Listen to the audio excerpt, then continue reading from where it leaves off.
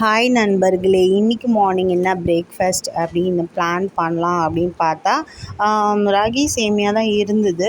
So அதுதான் நான் உப்புமா மாதிரி கிண்டிட்டேன். ஜஸ்ட்டு ஆயிலில் கடுகு பொரிஞ்சதுக்கப்புறம் வேர்க்கடலை, கடலப்பருப்பு, உளுத்தம் பருப்பு அதெல்லாம் நான் கடாயில் போட்டுட்டு அது நல்லா வதங்கினதுக்கப்புறம் கருவேப்பிலை அண்டு பச்சை மிளகா அதெல்லாம் போட்டு அதுவும் நல்லா வதங்கினதுக்கப்புறமா கொஞ்சமாக சின்னதாக வெங்காயம் அரிஞ்சு வச்சுருந்தேன். ஸோ அதையும் போட்டுக்கிட்டேன். போட்டுட்டு அது கொஞ்சம் லேசாக வதங்கினதுக்கப்புறமா இதை வேக வச்சுருந்த ராகி சேமியாவை போட்டுட்டு நல்லா பெரட்டி விட்டாச்சு. அது கொஞ்சம் ஒரு 2 மினிட்ஸ் வச்சுட்டு இறக்கி சர்வ் பண்ணியாச்சு சூடாக. ரொம்ப டேஸ்டியான ஒரு ஹெல்தியான ஒரு டிஷ் தான். ஸோ இதுக்கு சைட் டிஷ் என்ன பிளான் பண்ணலாம் அப்படின்னு பார்க்கும்போது தேங்காய் சட்னி தான் நல்லாயிருக்கும் தக்காளி சட்னியோட. ஸோ நான் அதையே தான் பண்ணேன். கொஞ்சம் தேங்காய்லாம் வச்சுட்டு இஞ்சி கொஞ்சம் வச்சுட்டு ஜஸ்ட் நான் அதை எடுத்துகிட்டு சர்வ் பண்ணிட்டேன். ஸோ மார்னிங் பிரேக்ஃபாஸ்ட் ராகி சேமியா பண்ணிவிட்டு அதுக்கு சட்னி கோகனட் சட்னியோட பிரேக்ஃபாஸ்ட் முடிஞ்சுது.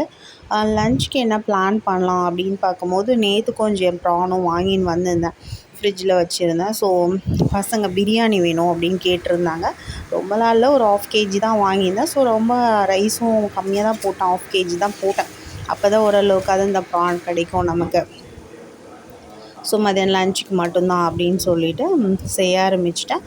ஜஸ்ட்டு பிரியாணின்றனால எல்லாம் தேவையான பொருளெல்லாம் போட்டுட்டு பட்டை, கிராம்பு அதெல்லாமே போட்டுட்டு எண்ணெயில் வதக்கிட்டு இஞ்சி பூண்டு வெங்காயம் தக்காளி போட்டுட்டு இதில் மஞ்சத்தூள் மட்டும் கொஞ்சம் அதிகமாக போடுவேன். ஏன்னா இது ரொம்ப கொஞ்சம் ஸ்மெல் அடிச்சிடும். சிக்கன் மாதிரி இல்லைல்ல, கொஞ்சம் ப்ரான் லேசாக ஒரு ஸ்மெல் வந்துடும். ஸோ அதுக்காக நான் மஞ்சத்தூள் கொஞ்சம் தூக்கலாக போட்டுறேன். நான் வீட்டில் தான் அரைப்பேன் மஞ்சத்தூள், கடை மஞ்சத்தூள் நான் யூஸ் பண்ண மாட்டேன். ஸோ ரொம்ப கலர்லாம் வராது, கரெக்டான கலர் வந்துடும். மஞ்சத்தூள் கொஞ்சம் போட்டுட்டு கரம் மசாலா போட்டுட்டு அதோட கொஞ்சம் ப்ரானு, தயிர், புதினா, கொத்தமல்லி அரைச்சி ஊற்றிடுறது. இல்லைன்னா பசங்க எடுத்து போட்டுறாங்க, சாப்பிட மாட்றாங்கன்னு அரைச்சி ஊற்றிடுவேன். ஊற்றிட்டு குக்கரில் பிரியாணி வச்சு எடுத்தாச்சு. சூப்பராக இருந்துச்சு, ரொம்ப டேஸ்டியாக இருந்துச்சு. ப்ரானும் ஓகே கிடச்சிது கொஞ்சம். ஸோ இப்படி தான் நாங்கள் இன்றைக்கி லன்ச் முடித்தோம், பிரேக்ஃபாஸ்ட் முடித்தோம்.